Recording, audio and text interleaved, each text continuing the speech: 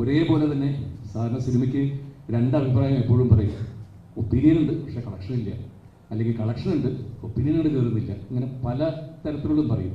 ഇതെല്ലാം കൊണ്ടും, ഒപ്പീനിയനും കളക്ഷനും എല്ലാം കൊണ്ടും ഒരേപോലെ ഒരു സിനിമ കിട്ടുക എന്ന് പറയുന്നത് വളരെ ഭാഗ്യമാണ് എന്നെ സംബന്ധിച്ചിടത്തോളം. പിന്നെ പ്രത്യേകിച്ച് ഞാൻ പറയേണ്ടതില്ല, എനിക്ക് വേണ്ടി മാത്രം വന്ന് ഈ കഥാപാത്രം ചെയ്ത് മമ്മൂക്ക, താങ്ക് യു. പിന്നെ ഇതിനകത്ത് അഭിനയിച്ച ബാക്കി എല്ലാ ആർട്ടിസ്റ്റും എല്ലാവരും ഉണ്ട്. പ്രത്യേകിച്ച് ഇവിടെ ഞാൻ നന്ദി പറയുന്നത് തേനി ഈശ്വർ സാറിനോടാണ്. ഇത്ര മനോഹരമായിട്ട് ഓരോ ഫ്രെയിമും ഞങ്ങളെ ഇത്ര സുന്ദരമായി കാണിച്ചു തന്നതിന്.